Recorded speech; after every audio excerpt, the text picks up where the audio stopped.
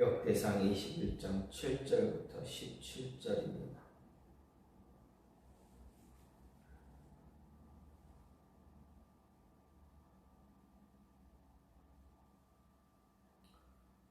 하나님이 이를 악하게 여기사 이스라엘을 치시매 다윗이 하나님께 아뢰되 내가 이 일을 행함으로 큰 죄를 범하였나이다.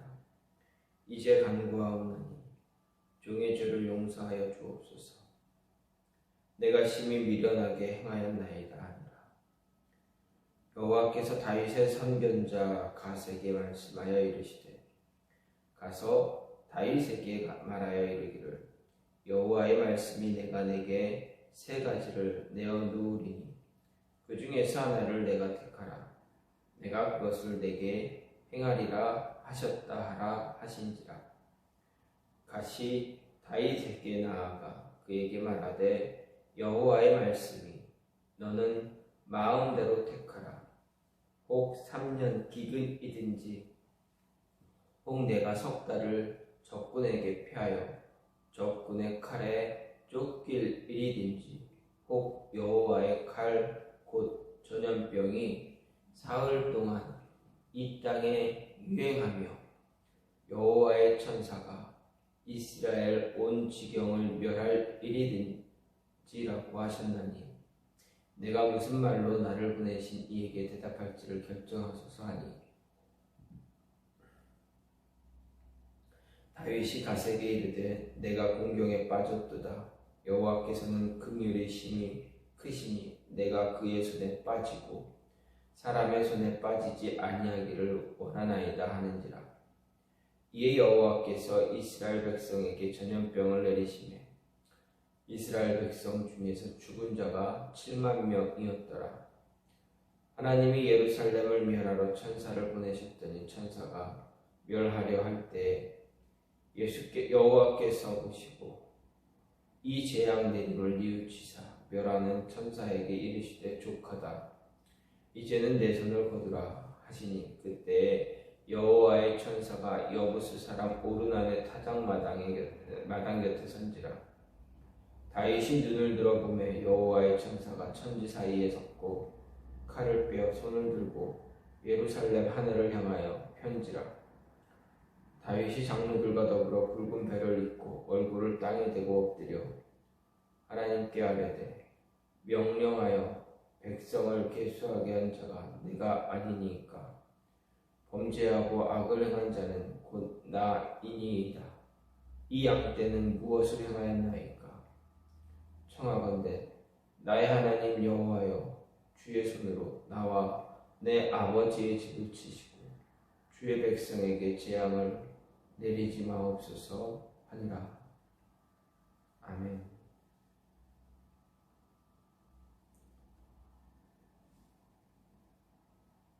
오늘 말씀은 역대상 21장 7절부터 17절 말씀입니다.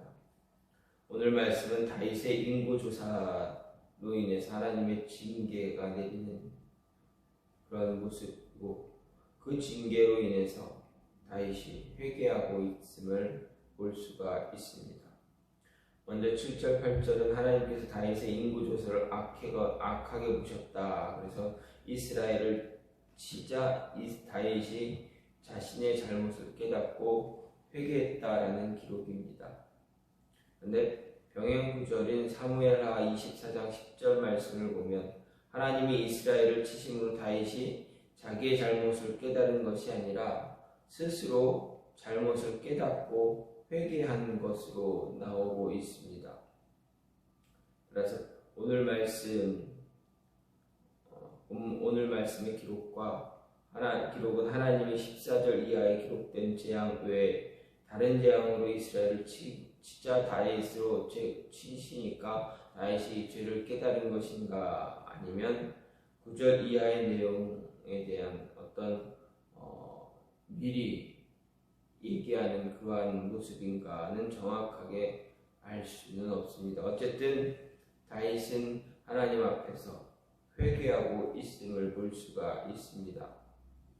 그리고 9절부터 13절은 여호와께서 다윗의 선견자인 갓을 통해서 이스라엘을 징계하기 위해 세 가지 재앙, 3년 동안 기근이 일어날 것이냐, 석 달 동안 대적에게 쫓겨다닐 것이냐, 사흘간 전염병이 돌게 할 것이냐, 이 셋 중에 하나를 택하라 이야기했더니 다윗은 무엇을 택합니까? 하나님의 손에, 사람의 손이 아닌 내가 하나님께 죄를 지었으니 하나님의 손에 붙잡히겠습니다. 이렇게 이야기합니다. 즉 전염병을 택했다라고 볼 수가 있습니다. 14절부터 17절은 다윗의 선택에 따라서 온 이스라엘의 전염병이 임하자 백성 7만 명이 죽었다 이야기합니다.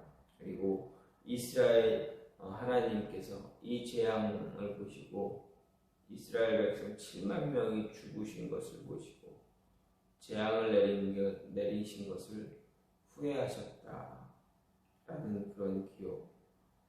그리고 여호와의 사자 천사에게 이제 그만하라, 멈추라 이야기하고 오르난의 타작마당에 선 사실이 기록되어져 있습니다.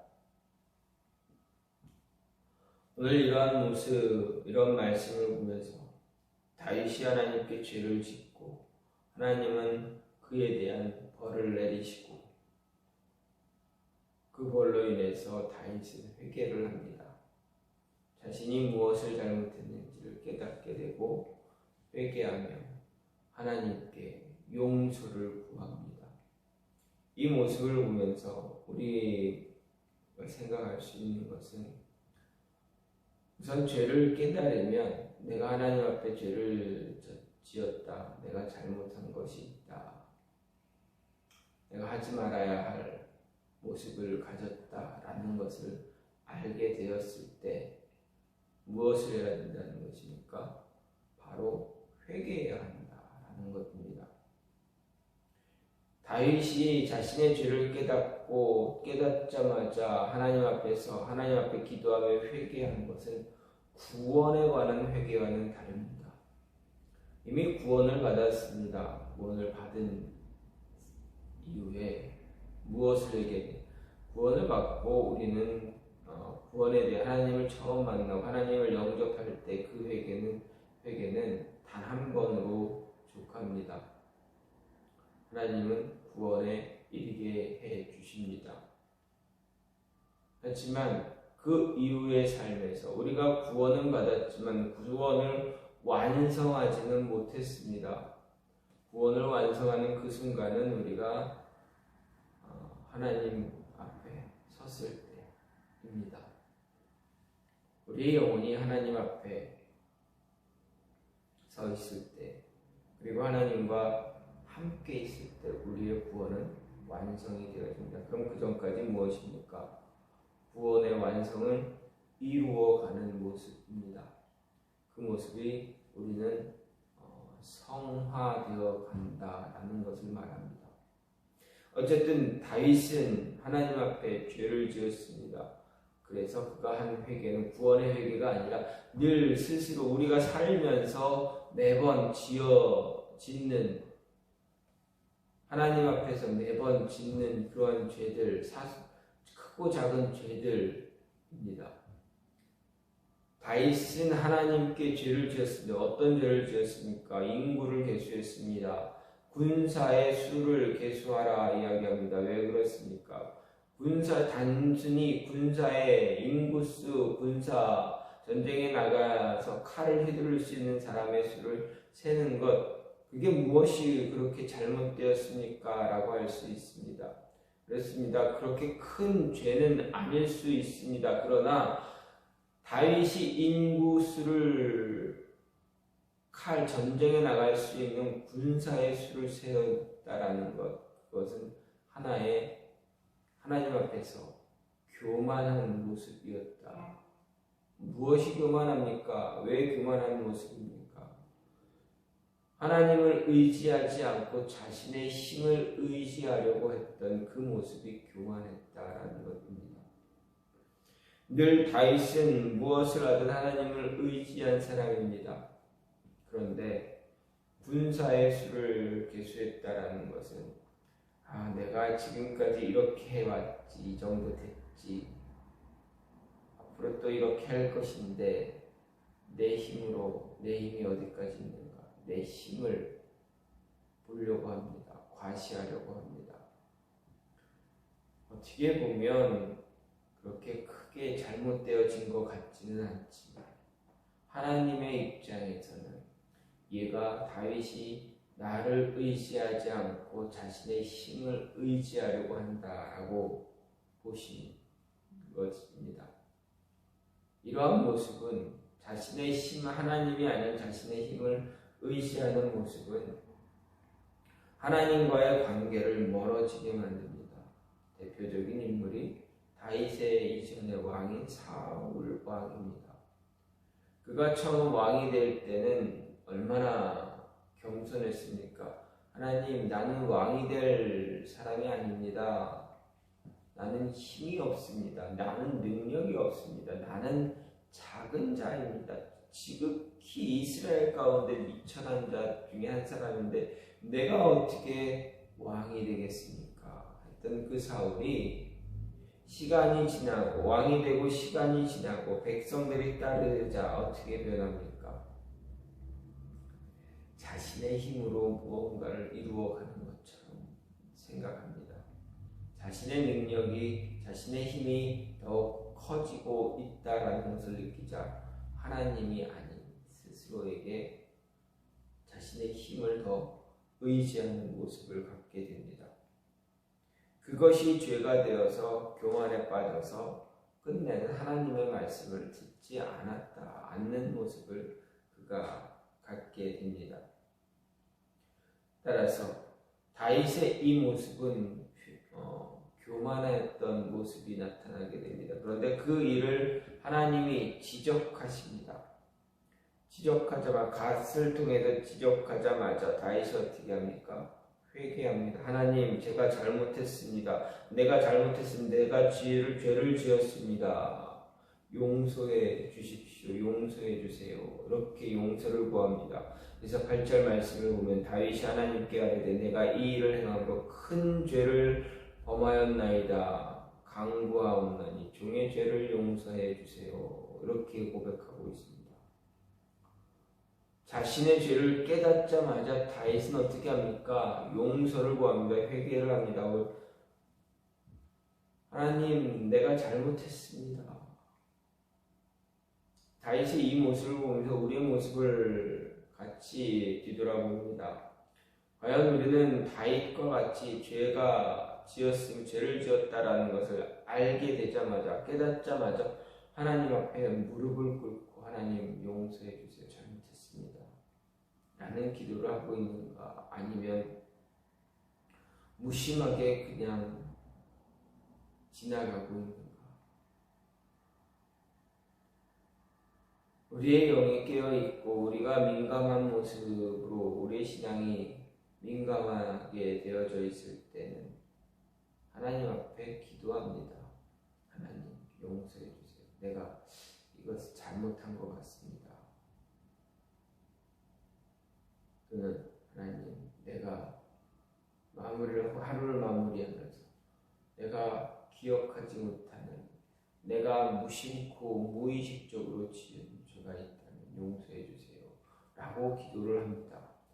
하지만 이 마음이 둔해졌을 때는 어떻게 됩니까? 그냥 넘어갑니다. 죄를 죄로 여기지 못하고 넘어가게 된다는 것입니다. 과연 어떠한 모습입니까? 다윗은 정말 민감하게 자신의 모습이, 자신의 영혼이, 자신의 심령이 하나님과 함께하기 위해서, 민감하게 반응하기 위해서 애를 썼기에 지은 죄를 깨닫자마자 하나님 앞에 무릎 꿇고 회개하는 모습을 보여줍니다. 저와 여러분도 이러한 모습이 삶 속에서 나타나야 된다라는 것입니다.